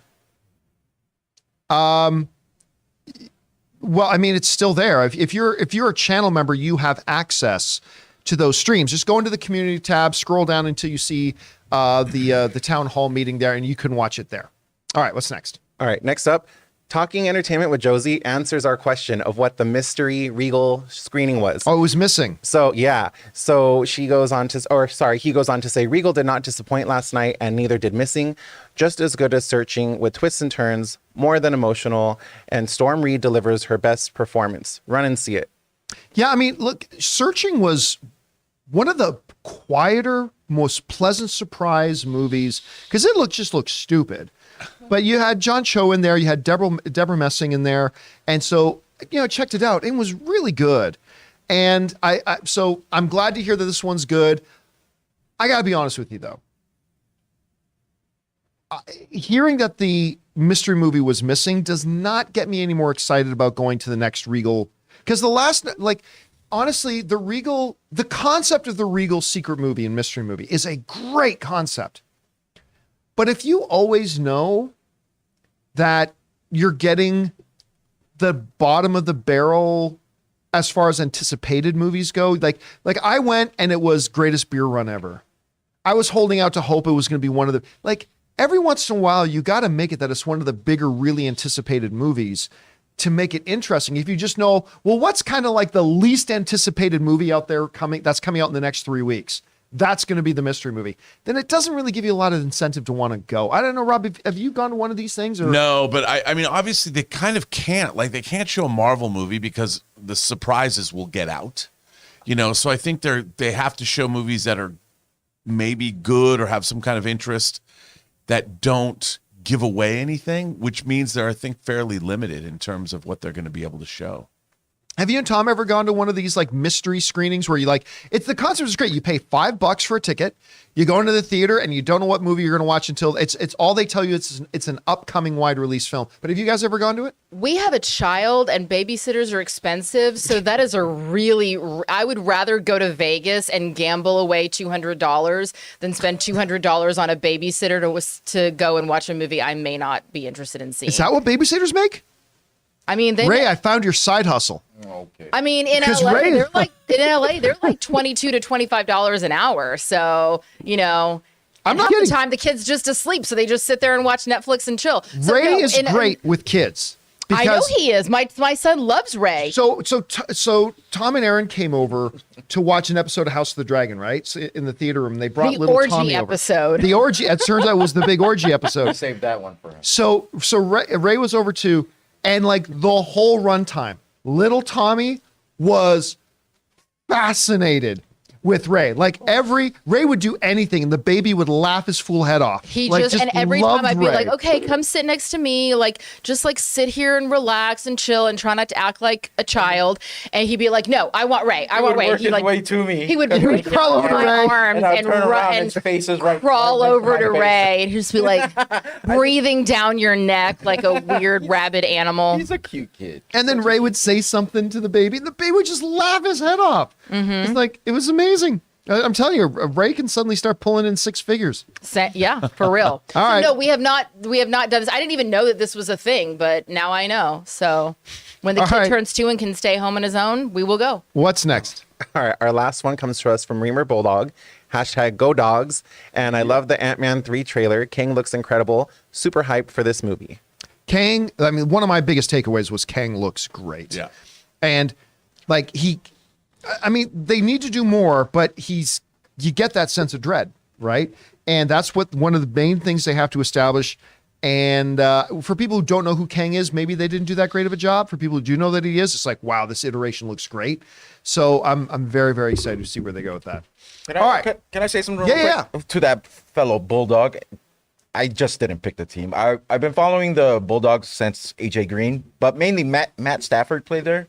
And we got a center, Trey Hill, on the Bengals. For some reason, I thought Stafford was a Stanford guy, but he was a Georgia Bulldog? Yeah. Oh, I didn't realize that. So that's why. And Harry, the Bulldog, the mascot. Yep. He's a cool mascot. So that's Ooga. What do they call? They call him Ooga, right? Ooga the Bulldog. All right. With that down, let's go over to the live questions that our channel members have been firing in there. So, Aaron, what do we've got? The first question comes from, or the comment comes from Sam Fisher, who says, I love Scott's motivation in the Ant-Man trailer. He wants to get that time he lost with Cassie back. That is 100% something Kang could do. Also, I think and hope the fight at the end of the trailer is one of those variant murders that we talk about. I'm not going to hope that Scott dies, but I love the line in it. I don't have to win. I just need us both to lose. Right. I love that line. He's obviously been taking a beating. How does Ant-Man even fight Kang? I don't know. There's obviously going to be a plot device in there that makes that possible, but yeah, it could be pretty cool. All right, what's next? From Alan Watson, hey guys, what do you think about Modek being Darren Cross? Comic purists will riot, but I believe it's a solid choice in the context of the MCU. Love y'all and bring on the filthy. I don't know. I mean, I don't know what to say to that. I didn't particularly enjoy the depiction of MODOK in this trailer. Really? I thought you would have. I guess I need to see more in context. It just looked. I mean, MODOK's goofy anyway, but it looked kind of goofy, like really goofy in the trailer, and I was expecting something more. I really have to see it in context. I actually thought MODOK looked pretty good. I was like, as a new iteration. Yeah, as a new, but it looked still. I guess the little arms. I guess that's MODOK. But that is MODOK, right? I know. I mean, but here's the thing too. I don't think MODOK's going to be a major character in this movie. No, I don't either. So I think there are going to be some people going in thinking there's going to be all this huge plot points that are going to be revolving around MODOK. And I don't know this is a fact, but I think you might be setting yourself up for disappointment because I don't think he's going to be that major of a character in the movie. But I don't know. We'll find out. All right. What's next? From King Daddy Goat, love that. Am I the only one who felt extremely eerie when watching the Ant-Man trailer? The end of the trailer gave me such dark vibes. Marvel has a game changer here. Thanks again, guys. Hope you're having a great one. The promise of this movie is that this is going to be the movie that puts this entire phase of Marvel into context. Because up until this point, now that we're through phase 4, the question that a lot of people were asking, I don't care as much personally because I just like good individual movies. But the question a lot of people have been asking is, we don't know what the story of the MCU is at this point. We don't know how any of this connects together. But again, to me, that's not that big of an issue. I just like to have good, solid individual movies. But a lot of people have been asking that. And this is the movie that's supposed to put all that into context. So the fact that it will be darker, the fact that it does have some eeriness to it, I think we are going to get revelations and things happen in this. Again, I saw a couple of images that I told Rob about. We'll see how much that comes into play or not. But it's supposed to do that. And if it can do that, I mean, listen, it sounds weird to say it about an Ant-Man movie. This could be like one of the pivotal MCU movies to date. Right. I mean, you really could have our entire understanding of where the MCU is right now turn on its access with this movie. Maybe. We'll see. All right, what's next? From Chris Martin, hey, John and crew, what do you think are Jamie Lee Curtis's chances of winning her first Oscar for Everything Everywhere All at Once? This was one of my favorite performances of the year, and I think this could finally be her time. I think she's going to get a nomination. Yeah. She has zero chance of winning. Because the Queen of Wakanda is going to win it this year. Angela Bassett's going to win it this year. And she deserves it. I thought Jamie Lee Curtis was great in Everything Everywhere All at Once. She was. But I still can't guarantee that Angela Bassett will win, but she will definitely finish in the votes ahead of Jamie Lee Curtis. I mean, I don't know. Who do you see? Do you have a particular favorite for Best Supporting Actress this year? I have been wanting Angela Bassett to win since Waiting to Exhale. When she burns that and she's like, it won't happen again to the police officer. Oh my gosh. Get your shit. I mean, if you haven't seen Waiting to Exhale, it is my favorite Angela Bassett performance. And I don't care what she does for the rest of her career. Any Oscar she wins will always in my heart be for that movie. So go, Angela, go. All right. What's next? From Jared Vester, hey crew, hope you had a good weekend. Since these two directors have massive love for the Marvel movies, if you had to bet $1,000, who would most likely direct a Marvel movie? Tarantino or Cameron? Well, I obviously neither of them ever will. But if you told me, if somebody came to me from the future and said one of these two do, I would say it's going to be Cameron. Because on top of everything else, Tarantino doesn't do franchise stuff, especially other people's stuff. He just doesn't do it. Whereas, hey, listen, let's not all forget, James Cameron was making a Spider-Man movie. Everybody forgets that. James Cameron has a Spider-Man movie that almost was. And so again, I don't think either of them ever will, but I think it's pretty clear if we were told from the future that one of them did, it would be James Cameron. I don't know what you think. I agree with you. I mean, Tarantino would want to write it himself, and I don't think he would want to be constrained by the MCU itself. No. And work within that. He might do a comic book movie, a Marvel Comics film, but probably outside of the MCU or something that has a tenuous Something like tie. the way Joker was to DC. Yeah, that's exactly right. Yes. All right, what's next? Oh, sorry. My Comic Planet said, I watched the latest episode of 1923 and it was brilliant. You should give the show another shot, John. I really think it's hit its stride now. I mean, I will probably continue to watch it. But because I love the Yellowstone universe so much, so I will probably continue to watch it. I watched the 4th episode last night. Oh, did you? What did you think of it? Because you have not loved this series up till now. No, look, I still think the Africa storyline, like, I get it. Enough. Let's come to America already. But Helen Mirren delivered an incredible performance last night.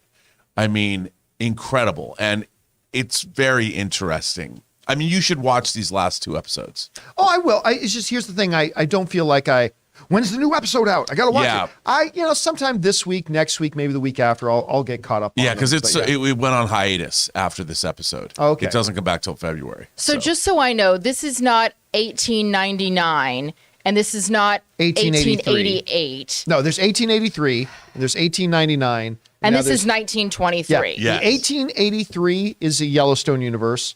1923 is the Yellowstone universe. 1899 is not. It's from the producers of Dark that did not get picked up. Yes. Y'all, can you just start giving it a title and stop with the dates? Just stop with it. Just give it a title. Well, at least with the Yellowstone ones now, it's a theme, right? Yeah. Because we got 1883, we got 1923.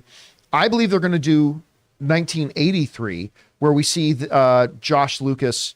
Is that the act? No. No, who plays young? Yeah. Is that Josh Lucas? Yeah. Okay. Where he's playing the younger version of John Dutton and the kid who plays the younger version of Rip. Although in 83, won't they be too young? Josh Lucas would be like way too young to play him, wouldn't he?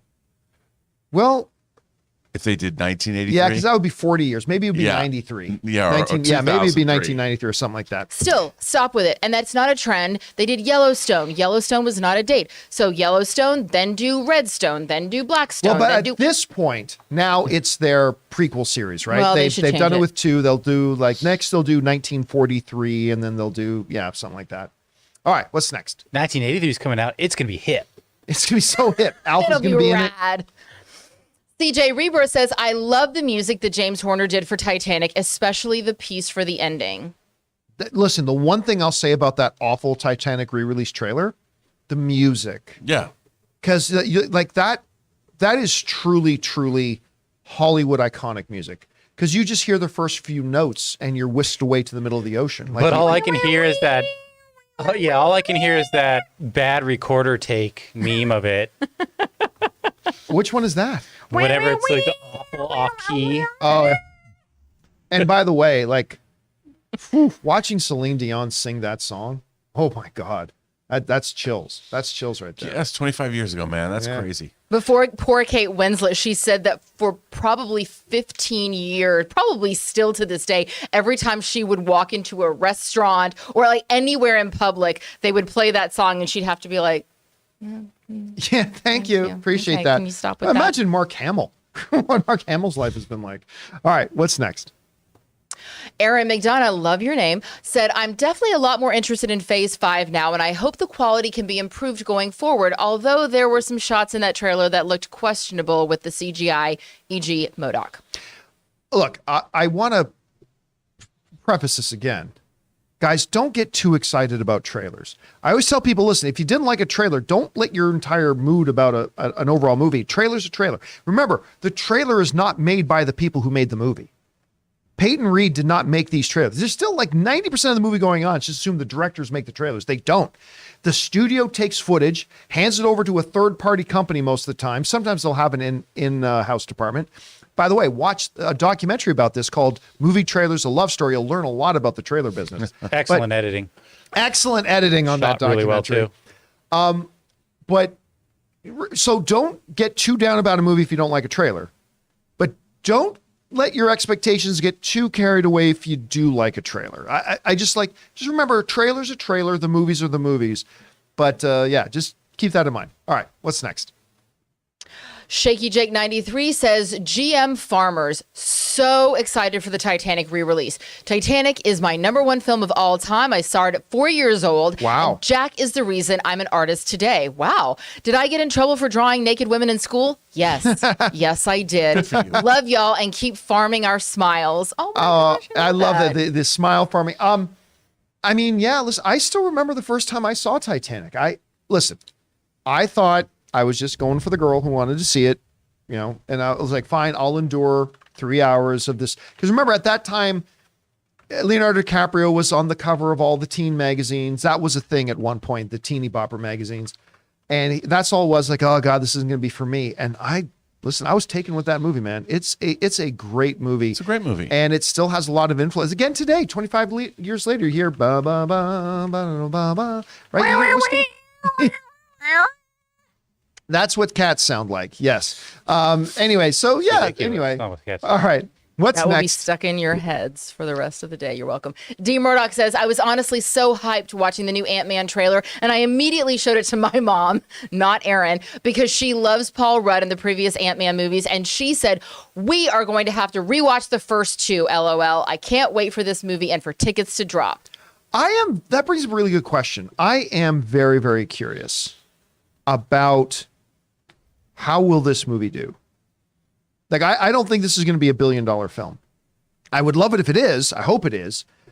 But again, first of all, because the Ant-Man franchise has never been $1 billion franchise. And again, I wonder how the casual moviegoer is going to look at this trailer. So I wonder, is this going to be a $600 million movie? Is this going to be an $800 million movie? Is it going to be the first Ant-Man $1 billion film? I don't know. Do you got any kind of guesses for that? Again, it seems to me from what we've seen, I think that there's a lot of this movie we haven't seen at all, that we don't know anything of. I think they're drawing upon, as they do on Marvel movies, a couple of scenes, because it seems like, okay, don't turn on that because we don't want to get sucked in the quantum realm. Oops, we got sucked in the quantum realm. Then Kang's down there, and Kang wants something that Michelle Pfeiffer knows about and blackmails Scott Lang into giving it to him so he can have time with his daughter. That's like 10 minutes. What's the rest of this movie about? There's got to be a lot more to this movie than we are seeing in this trailer. And I think whatever that is going to draw people in. People are going to be like, oh my God, did you see that? Because right now, the trailer, while I find it intriguing, I'm not from I don't like, I want to see it, but it's like, intellectually, I'm like, what am I getting at? So he wants time with his daughter, but I mean, okay, so he fell in with the thing about it is, so his daughter grew up a little bit more, but he also has 5 years of time that he didn't live. So it's not like he aged when it snapped. So he got time and missed her growing up, but he gets to be Ant-Man for longer than he thought. By the way, one of my favorite days ever, speaking of Ant-Man, was I literally got to go and hang out for the day. I just had this like hour-long talk and thing I got to do, and I got to hang out for the afternoon with Michael Douglas and Paul Rudd. And it was one of the he was totally lying, absolutely lying. But Michael Douglas, I remember we did our first round of the interview, right? And then we took a little bit of a break, and they had a little food station, and I went over, and grabbed a snack. And Michael Douglas, this is why I will always be a Michael Douglas fan, because he totally lied to my face, but it was so generous of him to do. He came over, tugs on my arm, he goes, hey man, you're really good at this. Like, I was sitting there doing the interviews, and he was just like really complimentary for a few minutes. And I'm like, I'm saying this in my head, this is internal monologue. It's like, I will love you forever. And Paul Rudd was hilarious. The whole day he had me cracking up. It was just one of my favorite things. So let's also remember that Michael Douglas won his first Academy Award not for acting but for producing, and so he does not have to say things like that. There is absolutely no reason why he would go up to you and say, "Hey, you're really good at this," unless he actually believed it. And he knows how to play the game. He knows how to play the game, because now he's got this guy. This online nobody for the rest of my career going to always be talking about how great I think Michael Douglas is. It was strategic. Yeah, but think about how many press junkets and horrible interviews he sat through. Like, I mean, and any one of us can at this point in our careers knows when someone is good at interviewing someone and not, because we've seen it happen enough times. We've seen enough bad ones. And so I applaud the fact that he took the time to tell you, but I don't think that he was blowing smoke. Well, I'll choose to believe you. I will choose to believe that. Always believe, always bet on mama. This is from Greg Anthony. Hey, John, have you still been streaming Tulsa King? Call me crazy, but it's my favorite show in a while, and I feel like it's Sly's best performance of his career. Woo, I would not say it's the best performance of his career. I mean, that honestly, that for me goes to a little film he did called Copland, which if you haven't seen Copland, you really should. James Mangold. I have really enjoyed this show. It's good. I mean, there was a part there around episode 2 or 3 that I thought, oh, it's sliding a bit, but it came back, and I'm loving Stallone in it. He's not. Here's the great thing about Stallone. He's not afraid to embrace his age, because he's got a lot in this. Like, I'm whatever years old and I'm whatever, but he's still sly. And I totally buy him as the aging mobster and all this kind of stuff. Mm-hmm. And yet and even though he's embracing his age in it, make no mistake, you still don't want to cross him. And he'll beat the living crap out of you. I mean, I'm really enjoying this show a lot. And not my favorite show on TV, but it's quite, I admit, when I first heard the concept of it, before we saw the trailers, just heard the concept of it, I thought, well, this is kind of a throwaway kind of thing, but I've been enjoying it a lot. All right, what's next? From Cody Hunt, now we know that Scott wants to turn back time and have more time with his daughter. It kind of sounds similar to the grief that T'Challa felt in the original Wakanda Forever script. Well, yeah, so of course, information came out about what, before the passing of Chadwick Boseman, what Wakanda Forever was going to be. And it had a little bit of that theme in it. Now, I don't know that he's looking for him to be sent back in time. Remember, you're talking about Kang, who can manipulate the timeline and all that kind of stuff. So, but clearly they enter into some kind of bargain, some kind of an agreement. What the big MacGuffin here is, what is Kang after? What is Kang actually, and how or why would he possibly need the least powerful Avenger? Arguably, but then he did take down Falcon. He won a fight against Falcon, so I'll give him that. But I mean, how could he possibly need what is out there that Scott Lang can get, but Kang can't? That's what I'm fascinated about, Rob. I don't know. I mean, I have no idea, because I just don't know. Because obviously, you know, Ant-Man found out about the quantum realm fairly recently, and of course came out of it in Endgame. So I think what it ties into something, obviously Michelle Pfeiffer, there's a lot of history there with Kang and Michelle Pfeiffer. That's what I'm interested in. What happened between them? What's going on? But the real question is, over under 20% shares, If I Could Turn Back Time, is somehow featured in this movie. Oh God. You may think you're joking. No, I'm serious. I'm not going to say 80%, over 20. I think it's playing on a radio somewhere or something. If I could turn back time. I love well, never mind. It'll be a montage when Scott Lang's looking at Cassie, thinking about it. All right, let's take one more. What's next? All right, special guest reader here. All right, I'm also everybody's mom.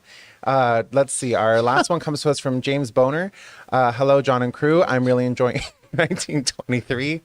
No spoilers, but what do you think so far? Thanks. Well, I mean, yeah, once again, I have not enjoyed it. I haven't watched the newest episode. I really like the first episode, but then this show that I was looking forward to, starring Harrison Ford and Helen Mirren, hardly had Harrison Ford and Helen Mirren. The African story was stupid, and the school with the young girl in it, they just repeated the exact same story beats from the first episode and the second episode. And yeah, I've not tapped out of the show. I'm going to keep up with it myself personally, but I'm not loving it so far. But I haven't seen the newest episode yet. But even so, it still seems like it's been 2 episodes of story stretched into 4 episodes. I still get that, because the stuff in Africa now moves at a snail's pace.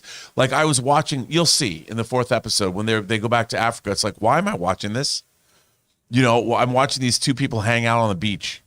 Like literally, there's literally no plot other than, oh, let me show you this beach place for a while. It's just like, wait, what? Where's the narrative thrust, so to speak? Thrust. All right, guys. And that'll do it for today's installment of the John Campea Show. Thank you so Okay. much for being here and making this show part of your day.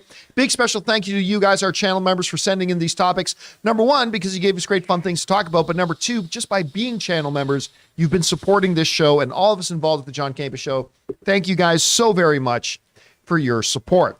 Guys, don't forget, a little bit later today at 3 p.m. Los Angeles time, we're going to be doing an open mic. Now, I don't know yet if it's going to be a regular open mic or a play-in chat.